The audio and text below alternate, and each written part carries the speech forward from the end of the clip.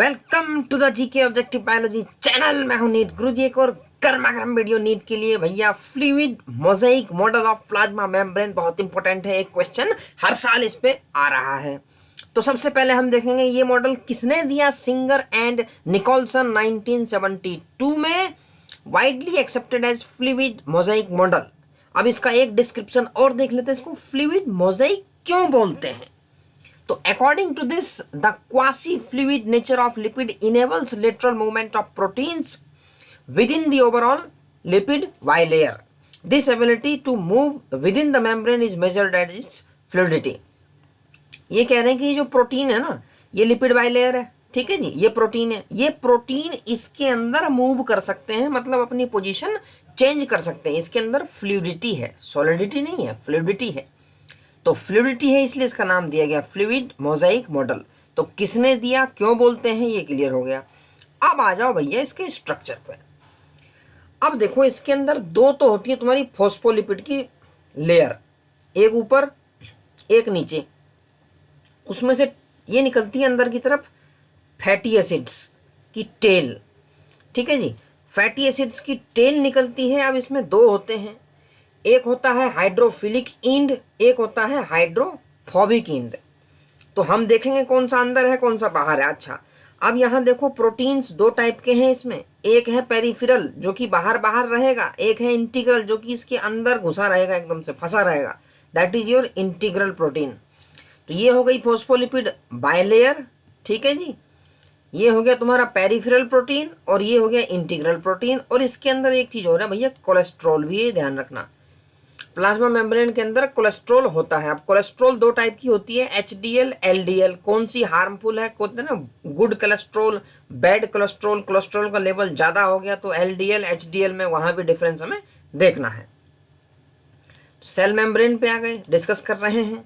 तो chemical studies on the cell membrane specially in human RBC enabled the science. देखो जब cell membrane की discovery शुरू हुई तो स्टडी कहाँ से शुरू हुई, आरबीसी से। क्योंकि आरबीसी के अंदर जो मेजर है वो तो सेल मेम्ब्रेन ही है, बाकी उतना कुछ है नहीं उसके अंदर, न्यूक्लियस भी नहीं है। तो उसमें स्टडी करना आसान है आरबीसी के अंदर।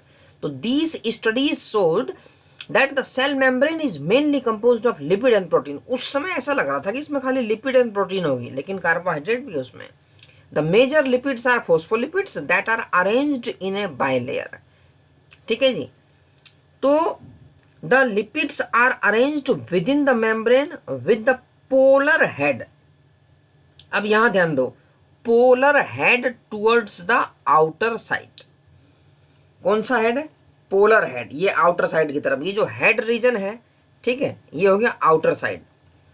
अच्छा कहाँ गए भाई, लिपिड्स आर अरेंज्ड, हाँ ये रहा, polar head towards the outer side and the hydrophobic tails. वो जो नीचे जो लटक रही है ना काली काली डंडियां, वो है hydrophobic tails towards the inner part. अब जब ऊपर का पोलर है तो नीचे का नॉन पोलर है। This ensures that the non polar tail, हाँ टेल कैसी है भाई, नॉन पोलर, ये ध्यान रखना।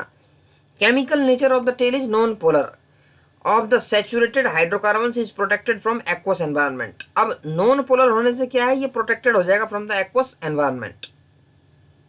अच्छा एक तो ये हो गया। In addition to phospholipid membrane is also contain cholesterol, इसमें कोलेस्ट्रॉल भी है।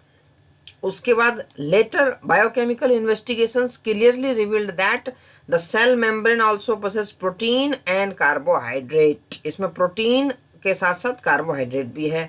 द रेशो, हाँ ये चीज है कि ratio of protein and lipid ये वेरी कर सकता है सेल टाइप के हिसाब से, उसके फंक्शन के हिसाब से। तो in human being membrane of erythrocytes, मतलब आरबीसी में क्या है, 52% प्रोटीन है और 40% लिपिड है। अब ये देखो भैया, इसमें प्रोटीन का फ्रैक्शन ज्यादा है आरबीसी में, 52%, वहां 40% है। बाकी 8% जो है तुम्हारे वो अदर मॉलिक्यूल्स हैं, कोलेस्ट्रॉल होगा और बाकी सब होंगे, कार्बोहाइड्रेट वगैरह हो गया। तो depending on the ease of extraction, कि कितनी आसानी से हम मेम्ब्रेन के अंदर से प्रोटीन को निकाल सकते हैं, उसके हिसाब से दो टाइप के हैं। Membrane proteins can be classified as integral जो कि अंदर घुसे हुए हैं, और पेरिफेरल जो बाहर बाहर है, निकल जाएंगे बड़े आसानी से। तो peripheral proteins lie on the surface of membrane while the integral protein are partially और totally buried in the membrane. तो यहाँ हमने देख लिया Singer and Nicolson 1972 fluid mosaic model. अच्छा, the fluid nature of the membrane is also important from the point of view of functions like cell growth, formation of intercellular junctions, secretions, endocytosis and cell division. Endocytosis का बहुत बड़ा mechanism है, वो भी तुम्हें इस chapter में बताया जाएगा। आगे वाली वीडियोस में एंडोसाइटोसिस के मैकेनिज्म को बताया जाएगा कैसे होता है। One of the most important functions of the plasma membrane is the transport of molecules across it.